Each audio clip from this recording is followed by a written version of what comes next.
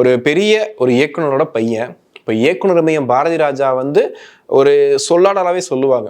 ஒன்றுமில்லாத கல்லையே நடிக்க வைக்கக்கூடியவர்ரா பாரதி ராஜா அப்படின்னு சொல்லிட்டே இருப்பாங்க. ஸோ அப்படி இருக்கக்கூடிய ஒரு பாரதி ராஜா அவர்களால தன்னுடைய மகனுக்கு ஒரு நல்ல வாழ்க்கையை சினிமாவில் ஏற்படுத்தி கொடுக்க முடியல அப்படிங்கிறது பாரதி ராஜா அவர்களுக்கு எந்த அளவுக்கு வருத்தமோ அதை தாண்டி ரசிகர்களுக்கும் பெரிய வருத்தம் இருந்துச்சு. உண்மையிலேயே அதை வாங்கிக்கிட்ட அவருக்கு எவ்வளோ வருத்தமா இருக்கும். நம்ம இவரோட பையன்றதை தாண்டி நம்ம என்ன இங்கே பெருசா பண்ணிட்டோம் அப்படிங்கிற மாதிரியான எண்ணம் இருக்கும் இல்லையா? அது வந்து கண்டிப்பா அந்த 8 வருஷத்துல யோசிச்சிருப்பாரு, நிறைய யோசிச்சிருப்பாரு. ஏகப்பட்ட விஷயங்களை யோசிச்சு தான் இருந்திருப்பாரு. ஆனா கொஞ்சம் ட்ராக் மாதிரி பார்த்தீங்கன்னா விரும்பனால நல்ல கேரக்டர் பண்ணியிருந்தாரு. ரொம்ப நல்லா இருந்துச்சு. கார்த்தியோட அண்ணனா வருவாரு. ரொம்ப கரெக்டான கேரக்டர் பண்ணிருந்தாரு. அதுக்கப்புறம் ஏகப்பட்ட படங்கள்ல பார்த்தோம் அவரை. குட்டி குட்டியா சில ரோல்ஸ்லாம் பண்ணிட்டு இருந்தாரு.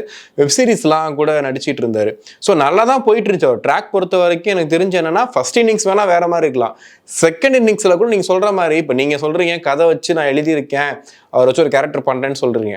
இது மாதிரி எத்தனை டைரக்டர்ஸ் அவரை பத்தி யோசிச்சிருப்பாங்க. ஏன்னா இவரோட பண்ற கேரக்டர்ஸ் பார்த்தீங்கன்னா வேரியேஷன் கொடுக்க ஆரம்பிச்சிட்டாரு. எங்க விட்டாரோ திரும்பி அதே இடத்துல தேடி அதை பிடிக்க ஆரம்பிச்சிட்டாரு. ஸோ பிடிச்ச நேரத்துல இந்த மாதிரி ஆயிருக்கே அப்படிங்கிறதா ரொம்ப சோகமா